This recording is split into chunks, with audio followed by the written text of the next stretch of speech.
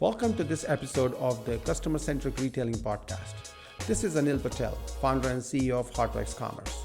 In this podcast, we discuss e-commerce, omnichannel technology, pre-order management, brick and mortar operations, retail culture, innovation, and how all these elements come together to create customer-centric retailing.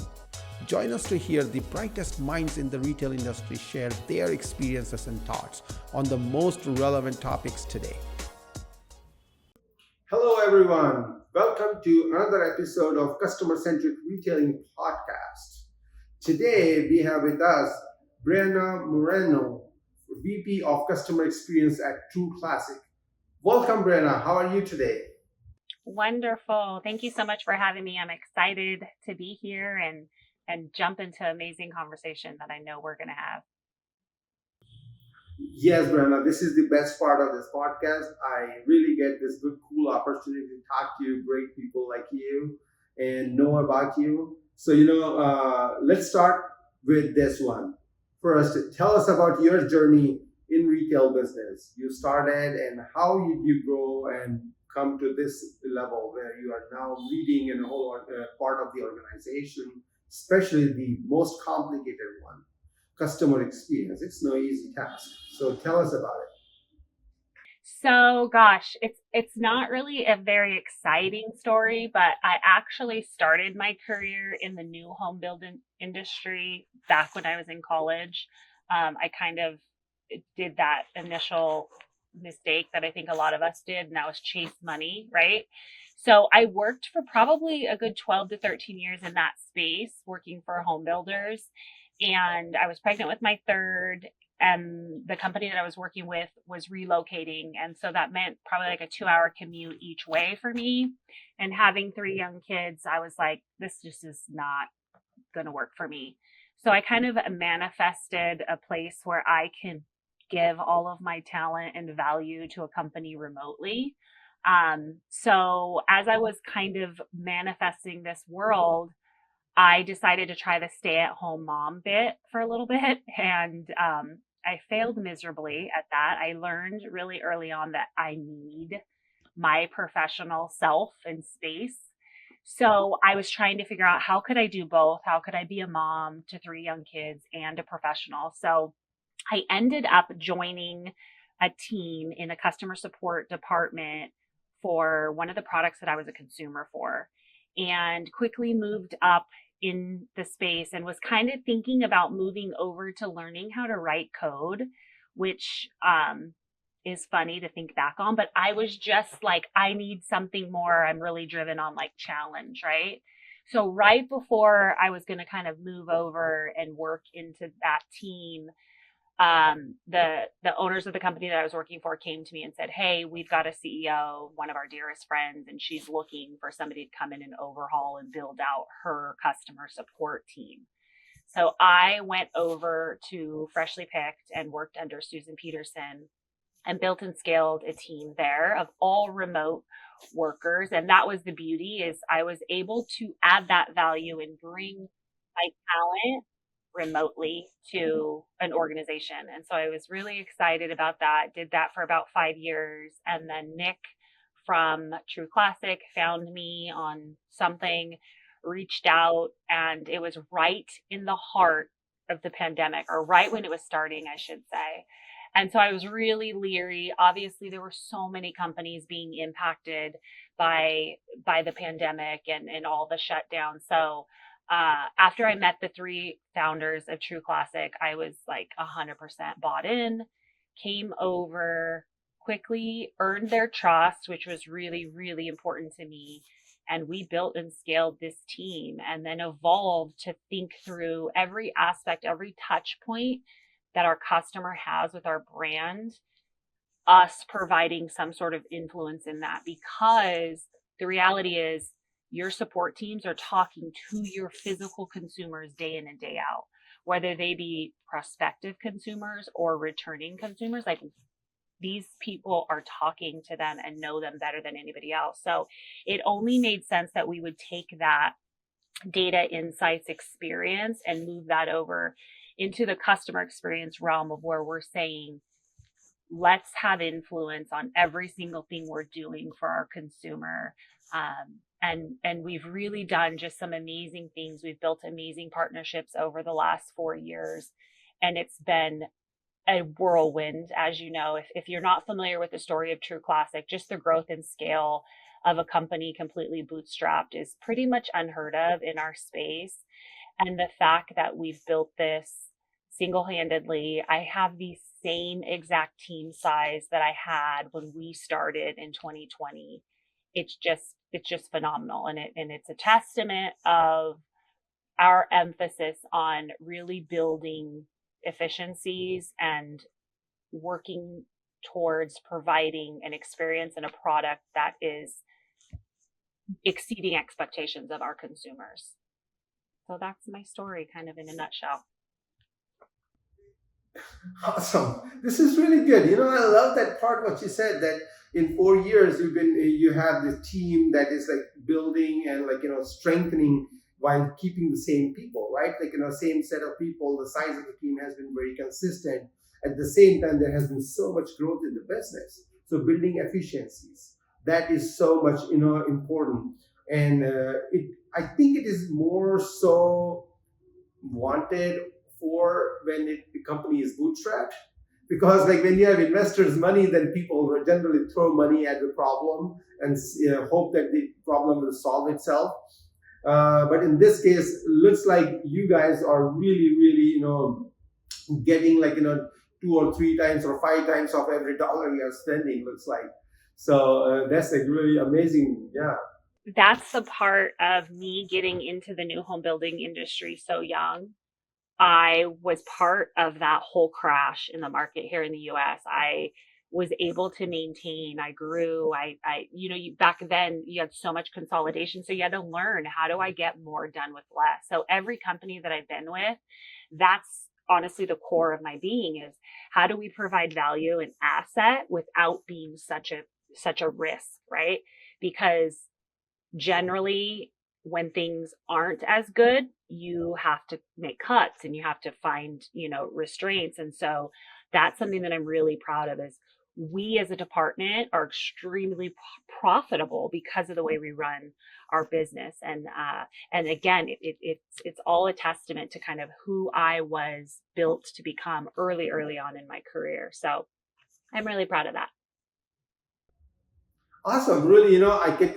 I don't know if I think I'm right on this one. Is like this has to do with your career decisions and life decisions. Like when you had your job, like the employer moved 2 hours away, then you decided not to take that job because you had children to take care of, you had family to take care of, and then you started did something else. But then slowly you build back your career path. So it's like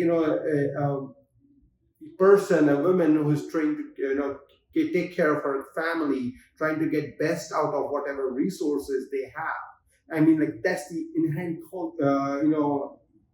I would say the attitude of that person is very important, and that's where I think who you are makes it even more is even more important in this scenario, where you try to get most value out of the effort that goes into and energy and the resources that go into getting something done. In this case, customer experience, even keeping up with the growth, so fast growing company, but still keeping expenses under control and still getting the best, delivering the best customer experience. That's hard.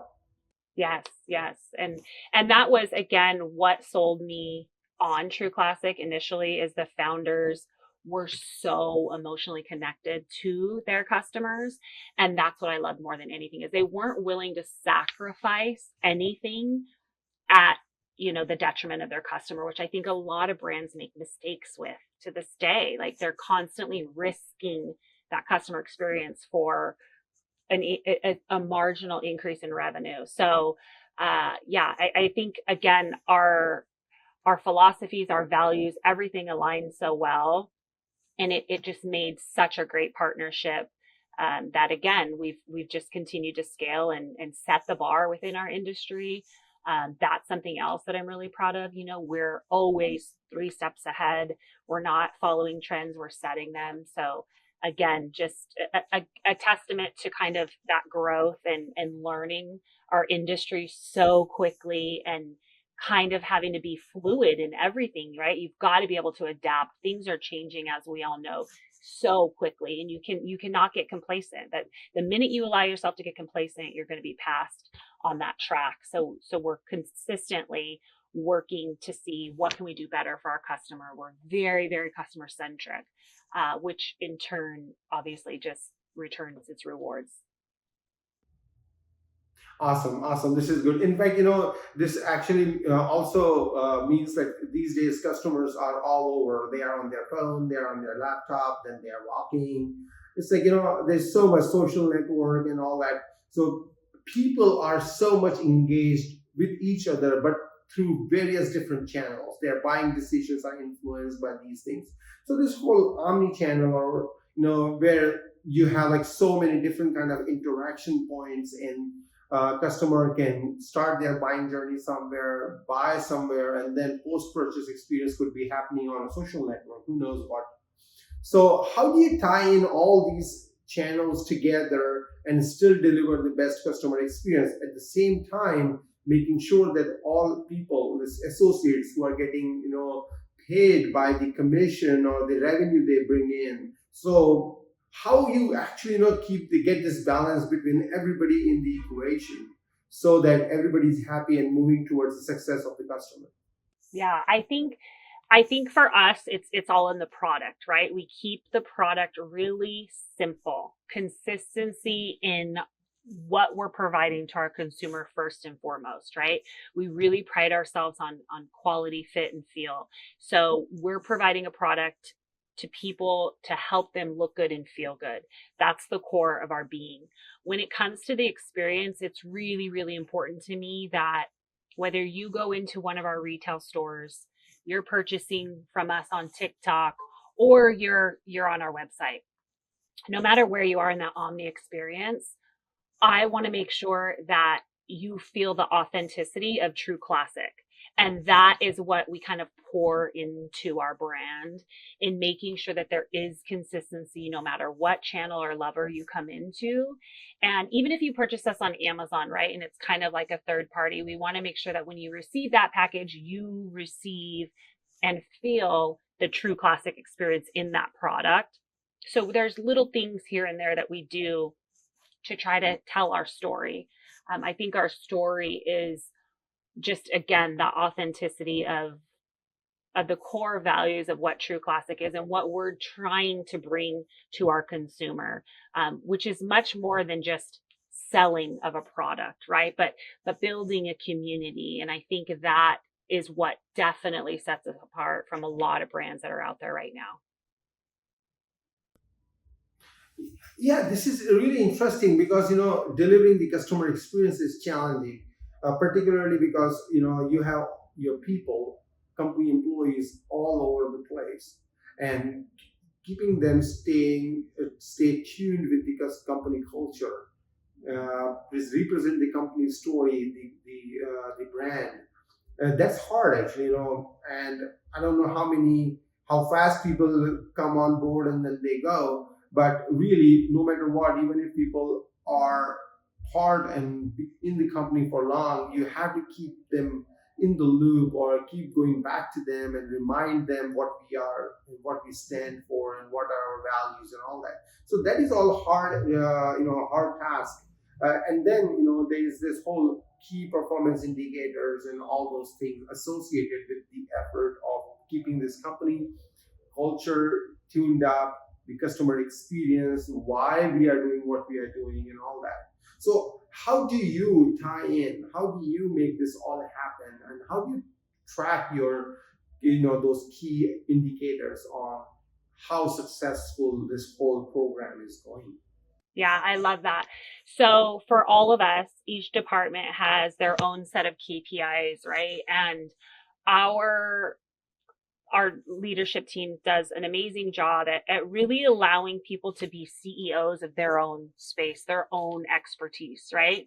So each department has their own set of KPIs that define their performance. Are we performing? Are we hitting, our key metrics and so on? For our space, obviously, it's so much bigger in how we look at our key performance indicators. And I find this really interesting when we're working on, our quarterly objectives and we're thinking through that. We are obviously looking at key performance indicators like CSAT, right? How good are we providing of service when somebody comes to us in, an email or any channel, SMS, phones, whatever it may be? We're going to measure kind of, how was that transaction, so to speak, that conversation. So we're looking at CSAT. We're looking at like post purchase experience, right? Like how would this consumer rate us? We're looking at NPS. But for my team specifically, there's so many specific key performance indicators, and a few of them that are real testament to our efficiencies, and the metrics that we put in place are like our cost per ticket, right? Every consumer that comes in with some sort of a question or problem, we're going to track that, and we're going to look at that one specific conversation, and we're going to measure it based on several KPIs. The cost per ticket is really saying, how is our team, our customer experience team, how effective are we? And you think of that through, does the consumer have to come into our queues, or are we proactively providing an experience that's going to answer all those questions to minimize the volume that's coming into the support queue, right? To have to ask a question. So there's so many intricacies of what we do, but standard KPIs, when I look at them through industry standards, I mean, we are so beyond industry standards. And when I meet with vendors, they don't believe me.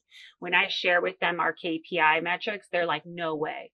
When I share with them our cost per ticket, when I share with them our revenue per ticket, people don't believe that these are actual metrics. And the reality is, that is because we work efficiently. And I have the saying, I always say, let's work smarter, not harder.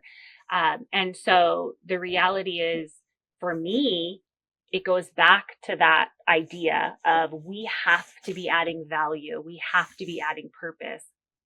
We need to be a low cost, because that's how we show the organization our value. And that's why after 4 years of being here, our team hasn't needed to scale, because we continue to find more efficiencies, right? We continue to leverage technologies that are going to help us be more efficient and tackle that.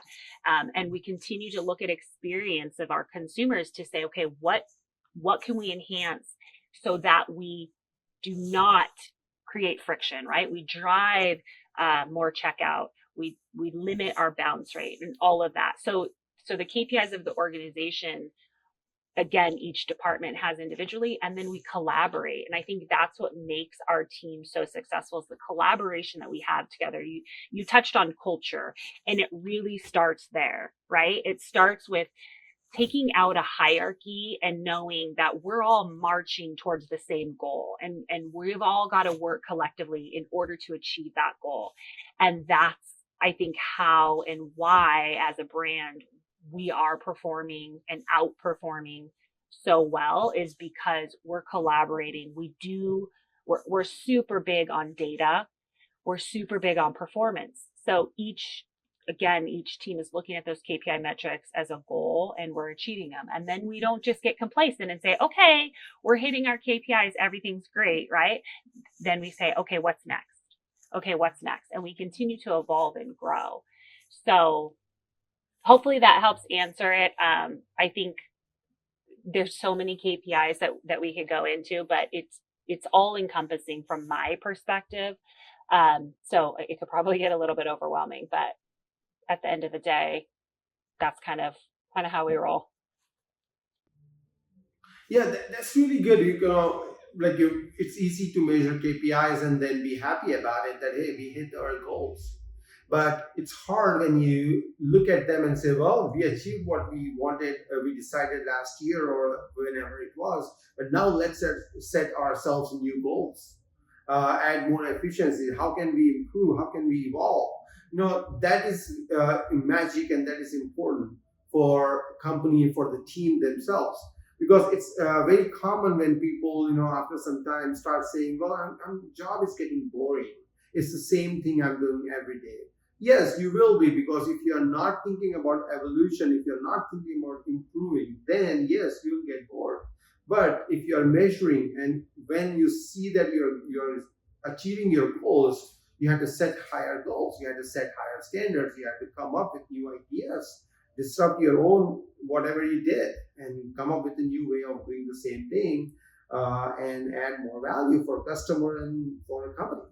Right, right. Yes, be a disruptor is something that's really near and dear to my heart. So I love that you said that. Yeah. Yeah, yeah. Awesome. Cool. In fact, when I look at your store locations across the country, the same thing comes up. You have pretty, the store distribution through the country is interesting. So tell us about your story, or your strategies on, like, how this placement of stores, and how does it help you, get to the widest segment of your customer base. Yeah. So again, our story is, we're pretty scrappy with a lot of things, and we test and we test and we test before we, determine, like, is this going to work? So when we first started talking about retail space, we partnered with a company called Leap, and they really helped us kind of strategize, and they were obviously experts in the space, right? Or they are experts in the space, so they helped us determine best locations, obviously, being very cognizant of ROI, where we're going to perform and we're going to see the best investment in that. So initially we had launched with them, then we brought on, like, a head of retail, Brent, who is just an absolute mastermind in his space and has amazing experience. And he came in and has really opened up and really broadened our perspective, right? So we had our 5 Leap stores and we tested it and we saw, like, okay, great, we can do this. And Brent has helped us expand that, both for our own internally owned stores that we now own, as well as further expansion with other Leap stores. So it's kind of a great balance between both. And Brent, with all of his expertise, is able to really do a ton of market research to understand, where do we fit in a particular city or area, right? What makes the most sense for our consumer target? So he's done amazing. We just opened Mall of America, which is really exciting. That was a phenomenal grand opening we just had. I think it was last weekend. We're opening another store in Arizona, like, any minute. So it's been a wild ride on the retail space, but we definitely have had such success thanks to our partnerships and our leadership on that side. Yeah, in fact, the role of retail locations is very important. They play a critical role in retail experience, especially when you are so much customer centric. Your customer want to come in the store, talk to your people, see the product, experience it when they buy it. So it's very important. And in fact, this is pretty consistent when I talk to leadership team in retail space, that when they open a retail location, the e-commerce business from that region actually goes up. Sales increase a lot in the region where they have stores. What is your take on that? So it's kind of funny. We still get, because obviously we're global business, so we still get a ton of people that are like, "Oh, I didn't know you guys had retail locations." Um, but I think what it's done for us is it's really helped us establish a stronger community, which is, again, one of our core values here, and an opportunity to connect with our consumers. So being able to have this partnership with our retail stores that have associates on the ground, it's like boots on the ground. They're talking face to face with consumers. After we've been in a space where we're talking with consumers, we know our product, we know how they feel, we know their experience. It's completely shifted, right? Now you can physically go into a store, try on, touch, see, feel the product. So it's really been so helpful for the D2C space, because our retail teams are able to give us so much more perspective in conversations that they're having face to face with these customers. So we've definitely seen an increase in both where you have those consumers that just love to shop in person and they're repeat and loyal customers to in-store experiences, and they may pop over and at times purchase from us online, and then vice versa. I think it all just depends on the consumer, where they are in their purchasing journey, kind of what's going to be the best solve for them, and obviously their location to our retail markets. But we've seen benefits and growth kind of cross between the two. So it's been really, really positive. Awesome, really good. This is good. In fact, with the store's location and having a strong digital presence makes it so much, so beneficial, because now when customer walks into the store and they don't find certain item in the store, they can, quickly, your associates can help them find the product online and place the order, get the item delivered super fast. So this whole endless aisle experience, or sensor, or whatever you want to call it, that experience is now even more possible, especially with the retail locations. That makes sense. But then also, having all these retail location adds another level of complexity for managing inventory, and then sitting on those inventory when you start, because not everything sells equally in all the different locations. So there's a lot of analysis that goes in, and still you get it right to some extent, but not everything. So this whole keeping track of what do we have in stock at what place.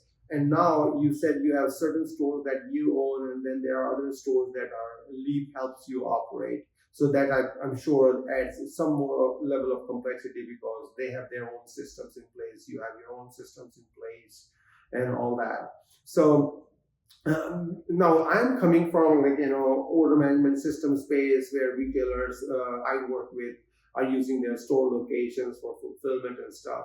What is your take on getting items, especially like in digital orders? Your customer wants to place order, but they want 2-day shipping for free, and 2-day shipping is expensive. It's not cheap. I see you have a strategically placed store locations, but what is your take on using stores as a fulfillment center, and see if the inventory from the store could be used for getting items delivered to your customer?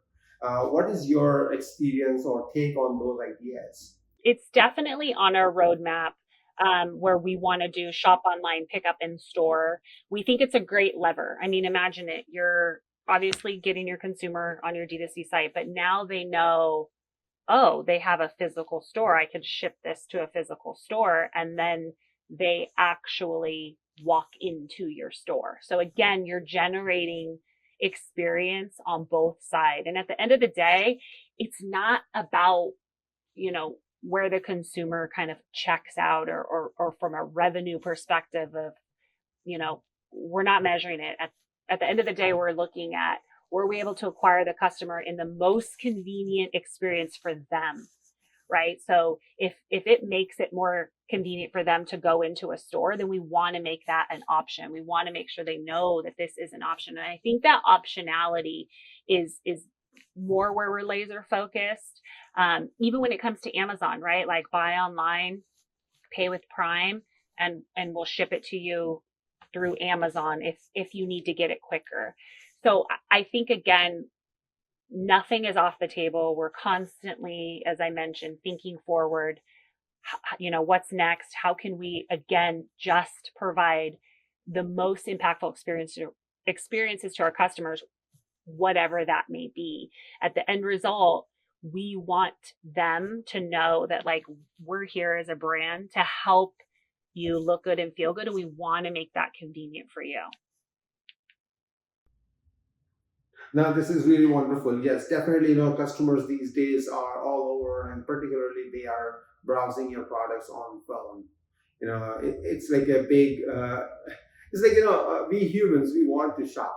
Shopping is sort of, for some it is fun activity, for others it is stress relieving or whatever. It's a good way of keeping yourself, happy, enjoyable activity that you enjoy, and which most commonly happens on phone. But then when you're browsing and you're on the social network, a lot of your buying decisions happen implicitly. You don't explicitly do anything, and it just happens that you decided already without yourself knowing it. So this is where, having this good integrated digital D2C and the retail location makes it so much makes so much sense, and their customers know that you have a store location nearby. Maybe I'll hop and check out during the lunchtime or something, or on my way back from home or office. Right. And especially now when you have so many ads being served to you on social media sites, and a lot of these companies are shell companies or they're scam sites, we as consumers are very leery, right? So the fact that we want to make sure that we give assurances, we want to make sure that we earn that trust. We don't just expect it. We want to earn that trust and make sure that our consumers know, listen, we're here wherever you are in your journey, whatever makes it most convenient for you. Yes, it does add complexity on the back end, like you said, but this is where, again, partnering with really good tech partners and obviously a really strong internal team is where we're going to we're going to be able to solve for those challenges of, mixed inventory across different channels. You kind of touched on this, but we're very cognizant of what product is performing better in which locations, right? So if we have a product that's not performing, we're not going to restock it in that location.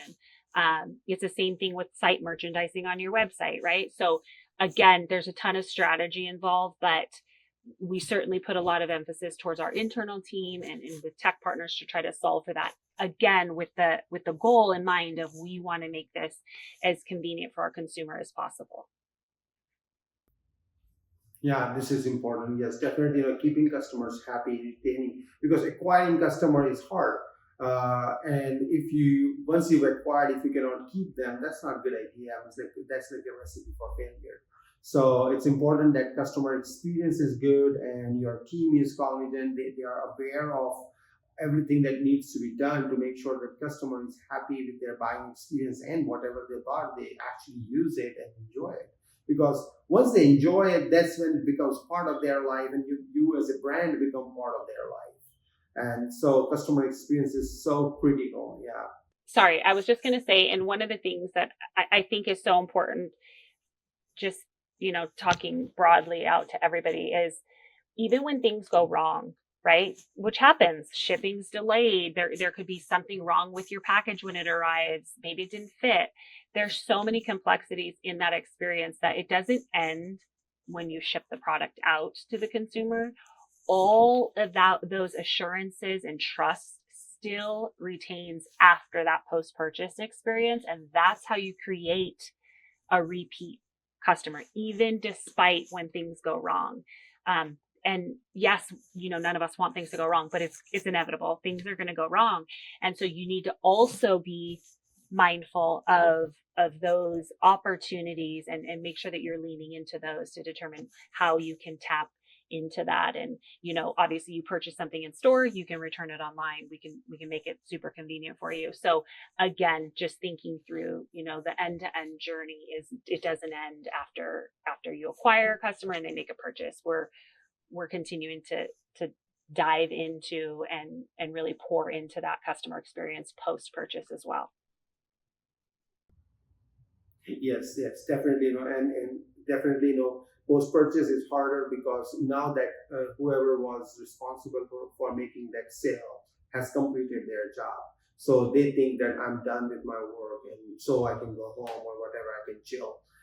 Reality is that no, you have to make sure that customer enjoys that product that they bought, because only then you ensure that they will come back and will keep them engaged, and that's how we'll build the community, and that's how the brand is going to go, and it will grow. Well, in this era, while I can definitely we can keep talking about all these things, but there's one topic I want to touch before we end this conversation, and that is our favorite one these days, in artificial intelligence. There's this whole thing, a joke all around that AI will do it.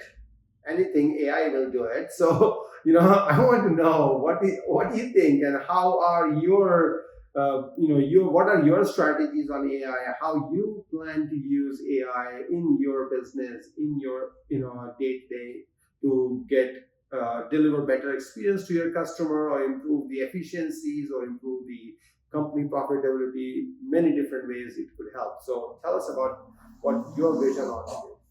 Yes, yes. So I think first and foremost, I'll start off by saying balance in everything, right?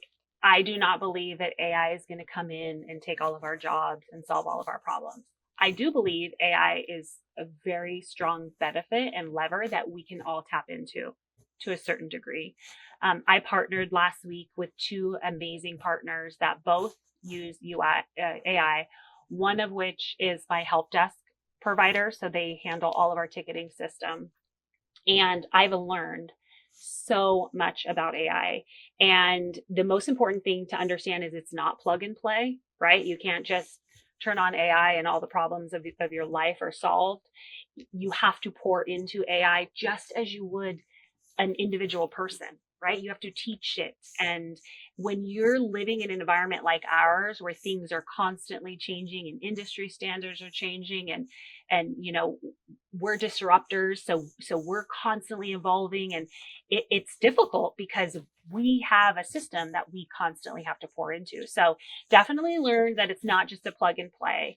On the flip side, so beneficial, right? There are certain things that we can easily kind of tap into AI and it's generating a significant impact on our side from a customer support perspective or a customer experience perspective. I'll give you an example with our post purchase provider. We have carriers that are not returning back an estimated delivery date. Well, we're using AI to see, okay, what is the general delivery time frame for your area with this carrier, right? And we're plugging that in because that provides to our consumers an expectation. And that lowers people's anxiety of when is my shipment coming? And I don't have any visibility. I can't tell you how many times I purchased from brands and I'm like, when is this thing going to arrive?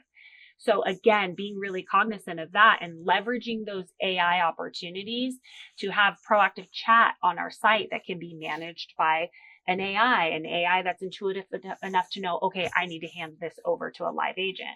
I think all in all, the pandemic taught each of us that we need human interaction, and it's really important. For me personally, when it comes to our customer experience, I want to leverage AI because it drives down my costs, it increases my efficiencies, it allows us to have more meaningful impact when we have a human conversation, and it allows us to be available 24/7 to any consumer at wherever they are in their journey with the use of AI. So we have seen such significant benefits, but I think again, it's balance in everything. It doesn't mean I put AI on our side and had to get rid of everybody. No, what it's done is it's allowed us the ability to just be more efficient, which has driven down costs, allowed us to provide a better experience with our consumers, to get to them faster, to answer easy, super simple questions quickly. I think it's like for me personally, I've always been just not a fan of the chatbot experience. It's frustrating for people. I think especially those of us that are like, I just want a simple answer and you can kind of get in the wheel. So we've really poured into that experience to again stand alone in our space and we're definitely leveraging AI. It's definitely super beneficial across the business, even in, marketing content and copy building and all this stuff. You can leverage it as a tool. Again, you still need a human to verify. AI does not get everything right. That's the other thing is it's not a perfect science. So we're still very much involved, but it is an absolute amazing tool that we can leverage and that I'm really excited to have learned so much more about on the customer experience front and how it's helped us maintain and even create additional efficiencies throughout the organization. So definitely a big, strong supporter of the use of AI, and but it definitely isn't taking any of us away either. We're just working smarter, not harder.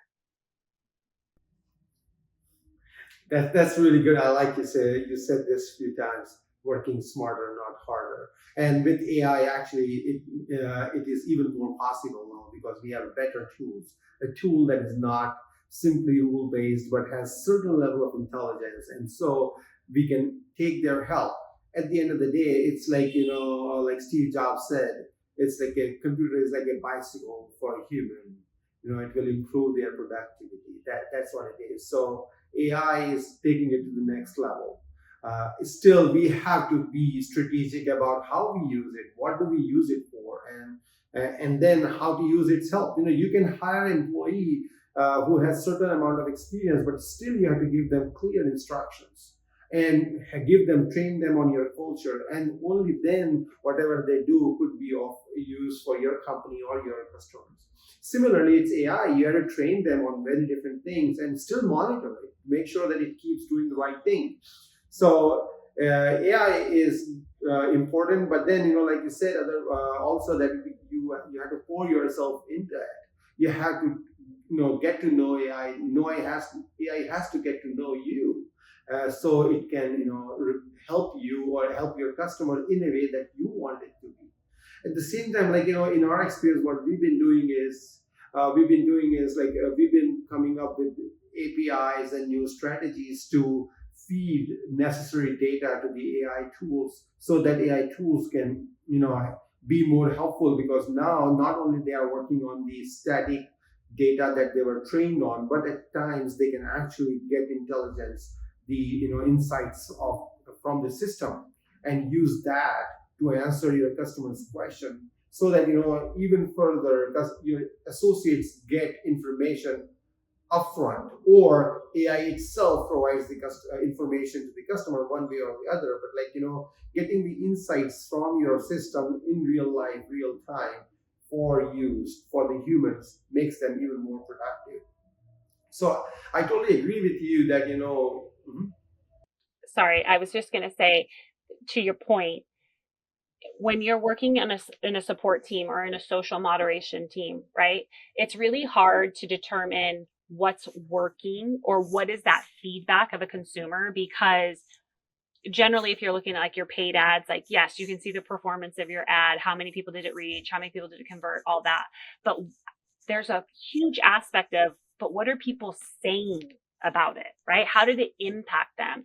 So we're leveraging AI both on the social front and in our support help desk to say, what are people saying? And so it's able to extrapolate and quantify friction. You had X amount of customers complain they couldn't add this to their cart.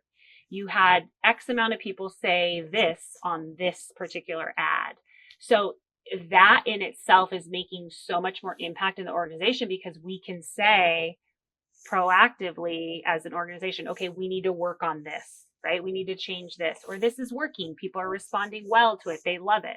So to your point, some of the things that are so much more complex in conversation, AI has really allowed us to pull out, which is something we've never been able to do before, and quantify kind of the feedback, right? The verbal feedback that isn't always easy to just quantify.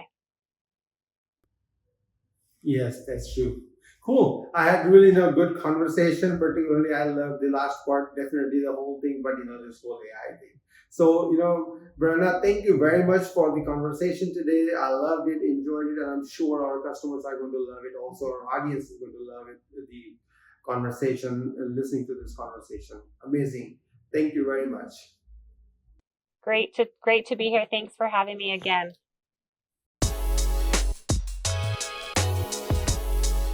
That's it for this episode of the Customer Centric Retailing Podcast. If you like what you heard, you can subscribe on Apple Podcast, Spotify, and Google Podcast. Please rate and review and recommend to a friend or a fellow retail fanatic. This podcast is presented by Hotworks Commerce.